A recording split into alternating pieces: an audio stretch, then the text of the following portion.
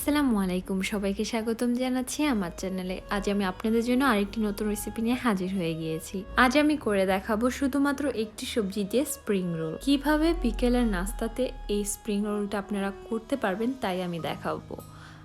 So চলুন আমরা রেসিপিতে চলে যাই।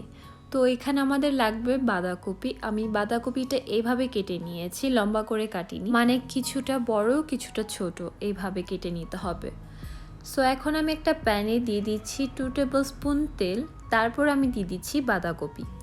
তো আজ এই বাঁধাকপির পুরে আমি কোনো পেঁয়াজ কিছু দিব না, শুধু বাঁধাকপি দিয়ে যে কিভাবে মজাদার একটা পুর করতে হয় তাই আমি দেখাবো। তারপর দিয়ে দিচ্ছি লবণ পরিমাণ মতো, তার সাথে দিয়ে দিচ্ছি এখানে আমি 1/4 টিস্পুন টেস্টিং সল্ট। তারপর দিয়ে দিব গোলমরিচের গুঁড়ো পরিমাণ মতো। আজ আমি এখানে কাঁচামরিচ দিচ্ছি না, শুধু গোলমরিচের গুঁড়ি দিচ্ছি। আর তার সাথে দিয়ে দিচ্ছি 1 টেবিল স্পুন সয়া সস। এখন সব কিছু ভালোভাবে মিক্স করে নিতে হবে। তো এই পুরে আর কিছুই দেওয়া লাগবে না, এইতেই অনেকটা টেস্ট চলে আসবে। এখন এই বাঁধাকপিকে পুরাটা সেদ্ধ করতে হবে না, যেমন আমরা ভাজি করে থাকি, বাট বাঁধাকপিটা একটু শক্ত শক্ত থাকতে হবে, মানে ক্রাঞ্চি ভাবটা থাকতে হবে, তাহলেই খেতে ভালো লাগবে। তো টোটালে 3 থেকে 4 মিনিট, ম্যাক্সিমাম 5 মিনিট রেখে এটা নামিয়ে নিতে হবে। অবশ্যই হাই ফ্লেমে থাকতে হবে আর অনবরত নাড়াচাড়া করতে হবে, না হলে নিচে লেগে যেতে পারে।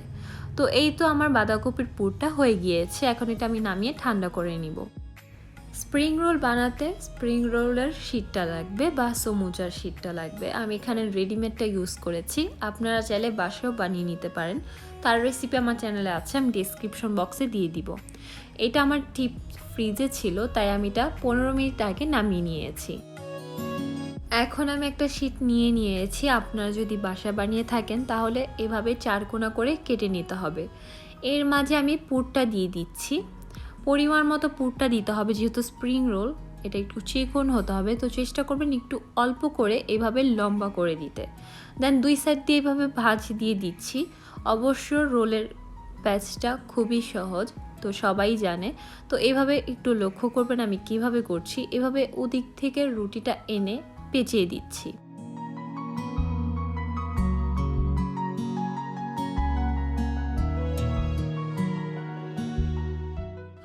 রোলটা অবশ্যই টাইট করে বানাতে হবে, লুজ করলে ভালো হবে না।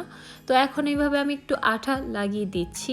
এই আঠাটা আমি আটা দিয়ে আর একটু সামান্য পানি দিয়ে গুলিয়ে আঠা বানিয়ে নিয়েছি। তো এইভাবে আঠাটা লাগিয়ে দিতে হবে, তার সাথে যে ভাঁজটা করে রেখেছিলাম রুটির, সেই ভাঁজের মধ্যেও দিতে হবে, নাহলে ভাজানোর সময়টা খুলে আসবে আর দেখতে ভালো লাগবে না। তো এইভাবে এখন আমি সব রোলগুলো করে নিব।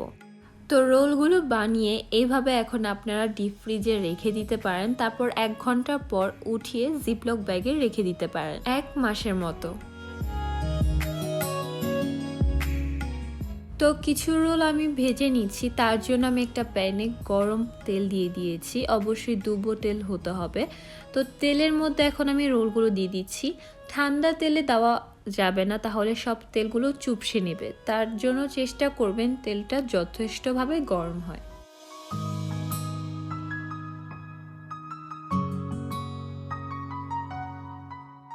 ভাজার সময় এইভাবে উল্টিয়ে পাল্টিয়ে দিতে হবে, বেশি ডার্ক ব্রাউন করা যাবে না, তাহলে দেখতে ভালো লাগবে না। যখন এভাবে লাইট গোল্ডেন ব্রাউন হয়ে যাবে তখন এটা আমি উঠিয়ে নিচ্ছি একটা প্লেটে। সেখানে টিস্যু পেপার রেখেছি, তাতে এক্সট্রা তেলগুলো সোক করে নেবে। তো এই তো আমার বাঁধাকপির স্প্রিং রোল হয়ে গিয়েছে।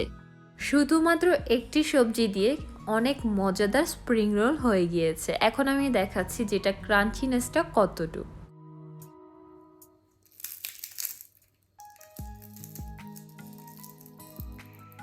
তো সাউন্ড শুনেই বুঝে গিয়েছেন যে কতটা ক্রিস্পি হয়েছে। এখন আপনারা যে কোনো আপনাদের ফেভারিট সসের সাথে সার্ভ করতে পারেন। তো আজকের জন্য এটুকুই, ভালো থাকবেন, সুস্থ থাকবেন, আল্লাহ হাফেজ।